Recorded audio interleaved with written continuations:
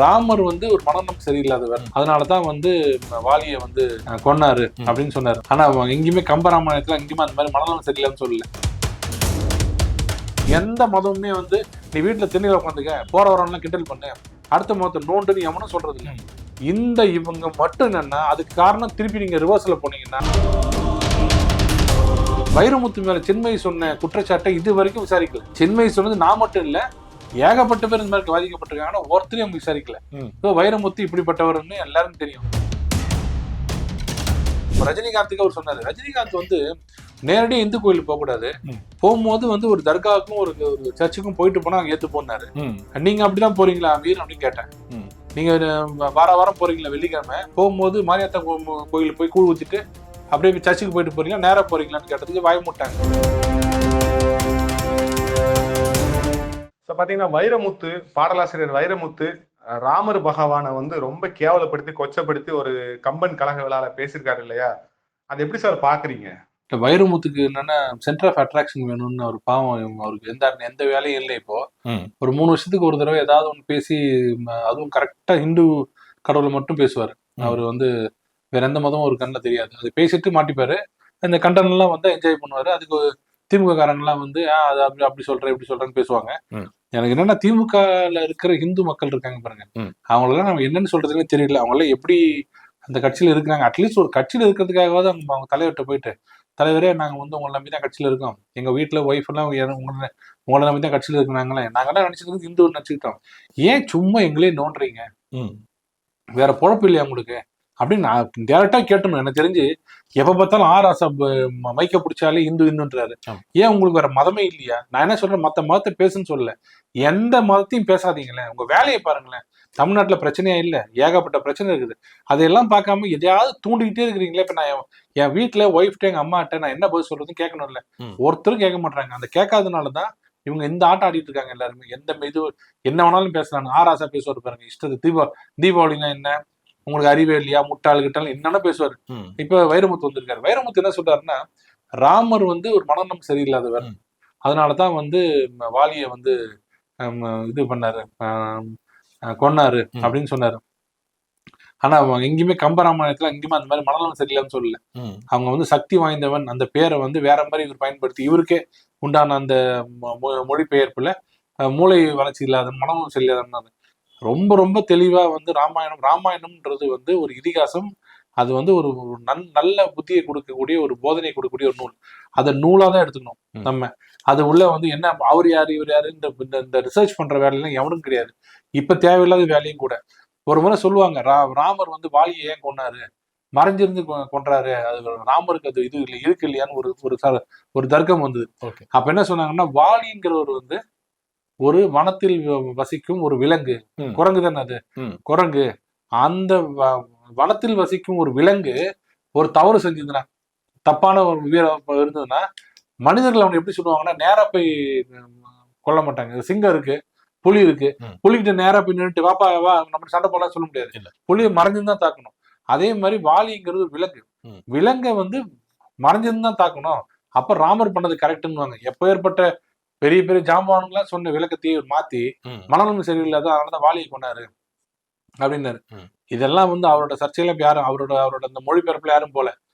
உங்களுக்கு வேற வேலை இல்லையா ஒண்ணு, ரெண்டாவது யார் சொல்லி இப்படிலாம் பேசுறீங்க? நீங்க தொடர்ந்து பாருங்க, எல்லா மதமுமே வந்து மக்களின் நெறிமுறைப்படுத்துறது தான் வந்த மதம்.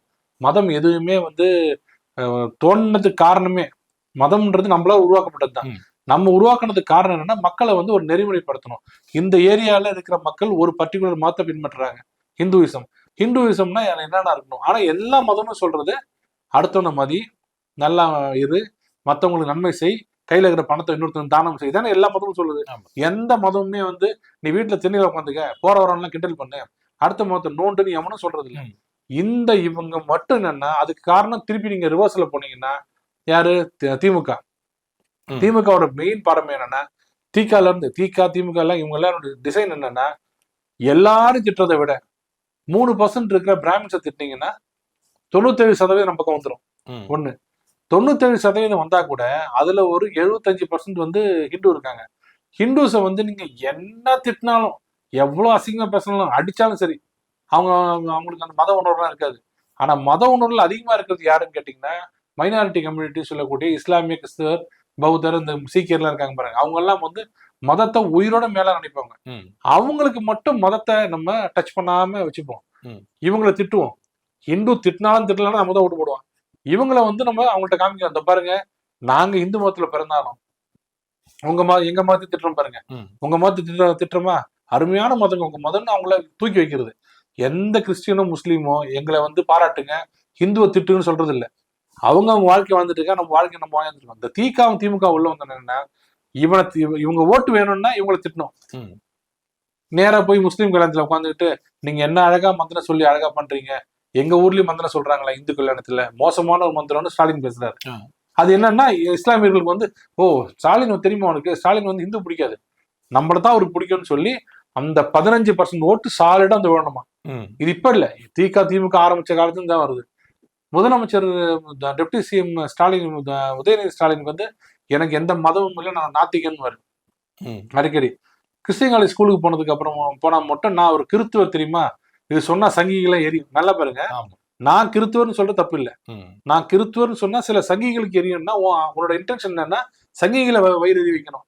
சங்கிகள் வயிறு எறியும் அப்படின்னு சொன்னா கிறிஸ்தவர்கள் குளிர்வாங்க.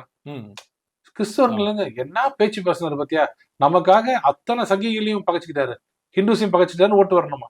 இந்த ஓட்டுக்காகவே இத்தனை நாளா நம்மள எது பேசினாலும் கண்டுக்க மாட்டாங்க.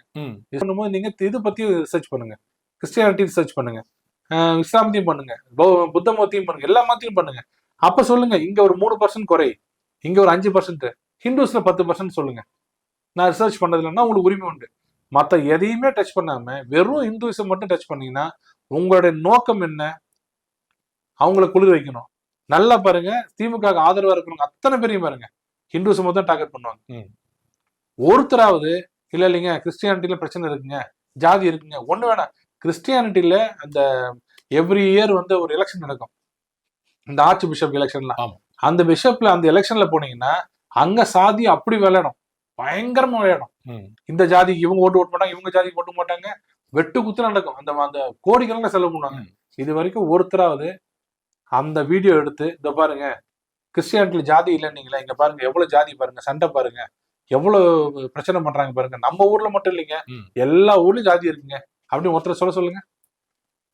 எத்தனை சர்ச் இருக்கு, மார்த்தோமார் அப்படி ஒரு சர்ச் இருக்கு, இவாஞ்சலின் இருக்கு, சிஎஸ்ஐ இருக்கு, புரோட்டஸ்டன்ட், இவங்களாம் என்னது, இவங்களாம் வேற வேற மதமா, சப்செக்ஷன் தானே.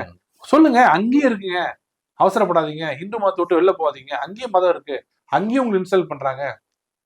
உங்களை இன்சல்ட் பண்றாங்க. எங்க ஒரு டாக்டர் சொன்னேன், கொரோனால இறந்த டாக்டரை, இறந்த ஒரு கிறிஸ்டியன், அவர் போய் புதைக்க போறாங்க ஒய்ஃப், இங்க புதைக்காதீங்கன்றாங்க. ஏன்னு கேட்டா உங்க ஹஸ்பண்ட் வந்து வேற சாதியை சேர்ந்தவர், அந்த சாதியை சேர்ந்தவங்களுக்கு இந்த கிறிஸ்துவ இதுல கிடையாதுன்றாங்க. அது மாதிரிதானே இப்ப இதுக்காக தான் நீ எங்க போனீங்க, ஜாதி இருக்குன்னு தானே நீ எங்க போனீங்க, இப்ப அங்க போய் இதே மாதிரி இருந்தா இங்க இருந்துக்கலாம், நீங்க எதுக்கு இந்த மாத்து விட்டு வெளில போறீங்க. இது என்னன்னா இது ஒரு பேட்டர்ன், வைரமுத்துன்னு பாக்காதீங்க, இது ஒரு டிசைன், திமுகவோட டிசைன். ராசா பேசுவாரு, சல்மா பேசுவாங்க, மனுஷபுத்திரன் பேசுவாரு, அங்க இருக்கிற எல்லாரும் டார்கெட் பண்றது யாருன்னு பாத்தீங்கன்னா பொன்முடி, வைணவம், சைவன்றது. இது மாதிரி ஒரு கம்பேரிசனை வேற ஏதாவது மாத்துல பேச முடியுமா? பேச முடியாது. ஏன்னா ஒன்ஸ் அவங்க முடிவு பண்ணிட்டாங்கன்னா ஒரு ஓட்டு வராது. நாளைக்கே இஸ்லாம் மக்கள் எல்லாம் சேர்ந்து நாங்க திமுக எதிர்த்து ஓட்டு போட போறோம் அப்படின்னு முடிவு பண்ணிட்டாங்கன்னா ஒட்டுமொத்த ஓட்டும் ஒரே மாதிரி விடும். கிறிஸ்டியன்ஸ் அதே மாதிரி முடிவு பண்ணிட்டாங்க, அதே மாதிரி விடும். இந்துக்கள் மட்டும் அப்படி கிடையாது. அதனால அவங்க என்ன நினைக்கிறாங்கன்னா இவங்க சேஃப்டிக்கு இவங்களை கண்டபடி நம்ம திட்டலாம், இந்துக்களை இவங்களை பாராட்டலாம், இந்த ஓட்டு சாலிடா வரும். இன்னைக்கு ஸ்டாலின் அவர்கள் இன்னைக்கும் வந்து தெம்பா நான் திருப்பி ஆட்சிக்கு வரும்னு சொல்றது காரணம் என்ன, அந்த மைனாரிட்டி ஓட்டு நமக்கு வரும்னு நம்புறாரு. ஆனா அந்த மைனாரிட்டி ஓட்டு இருக்கிறவங்களே இப்ப மாறுறாங்க. நம்மளை வச்சு ஏதாவது பேசினா பிஜேபி உள்ள வந்துடும், ஏதாவது பேசினா பிஜேபி உள்ள வந்து நம்மளை மிரட்டுறாங்க. அப்படிலாம் இல்லை, இவங்க நம்மளை ஏமாத்துறாங்கன்னு புரிய வச்சுட்டாங்க.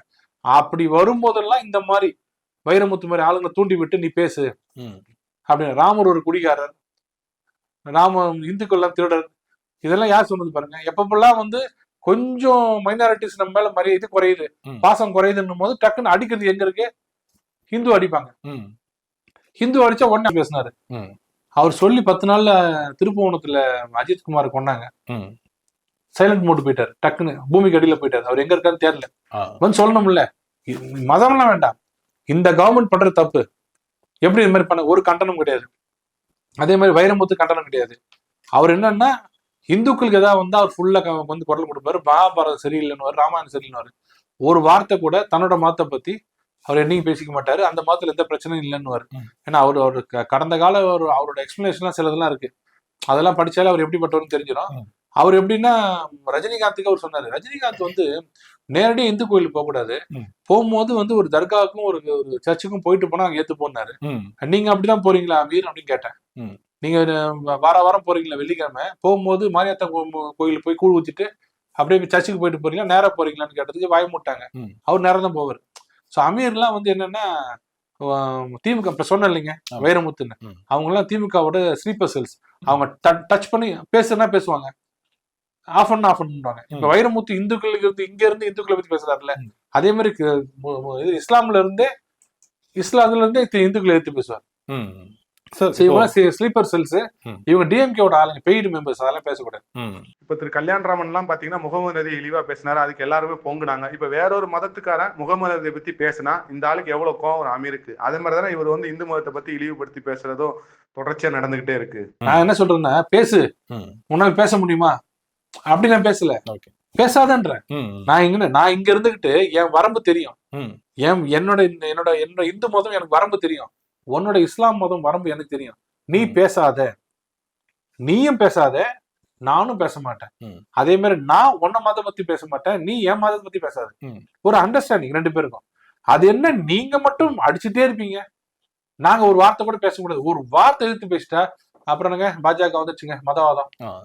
நான் பல சொல்லியிருக்கேன், முஸ்லிம் முன்னேற்ற கழகம் பேரு, முஸ்லிம் இஸ்லாமிய முன்னேற்ற கழகம், முஸ்லிம் முன்னேற்ற கழகம், தௌஹீத் ஜமாத், இவங்க எல்லாம் வந்து மதசார்பற்றவங்க. பாரதிய ஜனதா கட்சி மதசார்பற்ற மதம் மதம் மதம் மதமறை கட்சி, மதம்னா மத வெறி உண்ட கட்சி தான். யாரும் நம்புவாங்களா? கிறித்துவ முன்னேற்ற கழகம், முஸ்லிம் முன்னேற்ற கழகம், இவங்களும் இருக்காங்க, இப்போ இருக்காங்க. ஒரு நான் சொல்ற ஒரு இந்த கட்சியில ஒரு ஹிந்து பார்க்க முடியாது. முஸ்லிம் முன்னேற்ற கழகத்திலயும் இன்னொரு மனிதநேய மக்கள் கட்சியிலயும் ஒரு ஹிந்து பார்க்க முடியாது. ஆனா பாஜகல ஏகப்பட்ட முஸ்லிம் கிறிஸ்டின்ல பார்க்கலாம். ஆனா இது வந்து மதவாத கட்சி பிஜேபி, அவங்க எல்லாம் வந்து மதசார்பற்ற கட்சி. இதுல இருந்து தெரிஞ்சுங்க தமிழ்நாடு எவ்வளவு மோசமா இருக்கு, எப்படி நம்மளை ஏமாத்துறாங்கன்னு. அதை பார்த்துட்டு இந்துக்கள் அமைதியா இருந்துட்டு அவங்க சொல்றது கரெக்ட் தான் சொன்னாங்கன்னா அவங்க மாறுற வரைக்கும் நம்ம ஒண்ணும் பண்ண முடியாது. சார், சட்ட ரீதியாக இந்து கடவுள்களை அவமதிக்கும் நபர்கள் மீது நடவடிக்கை எடுக்க முடியாது சார்? நடவடிக்கை எடுக்கலாம், அது போலீஸ் தான் எடுக்கணும். போலீஸ் தான் கிளியரா சொல்லிடுறாங்க திமுகல, இந்து மக்களை பத்தி என்ன பேசினா கவலைப்படாதீங்க, ஆனா சிறுபான்மை மட்டும் ஏதாவது பேசினாங்கன்னா உடனே அரெஸ்ட் பண்ணுங்க அப்படின்னு சொல்றாங்க திமுக இருந்தது. அது அப்படியே போலீஸ் ஃபாலோ பண்றாங்க. கோர்ட்டுக்கு போனாலும் கோர்ட்டு நிலைமையே என்ன, ஏன் பொன்முடியை அரெஸ்ட் பண்ணலன்னு கேக்குறோம். சைவம் வைணவம் பத்தி சொல்றாங்களே, எஃப்ஐஆர் ஏன் ஃபைல் பண்ணலன்னா ஒரு அட்வொகேட் ஜெனரல் வந்து சொல்றாரு, இந்த நாட்டோட மிகப்பெரிய முக்கியமான அவர் தான் டாப் மோஸ்ட் லீகல் இது, அவர் சொல்றாரு இல்லைங்க அது முகாந்திரம் இல்லை, பொன்முடி பேசுனதுக்கு முகாந்திரம் இல்லைங்கிறாரு. எப்படி அது முகாந்திரம் இல்லை? எவ்வளவோ வார்னிங் கொடுத்துட்டாங்க, அப்போ ரிஜிஸ்டர் பண்ண மாட்டாங்க கேஸ்.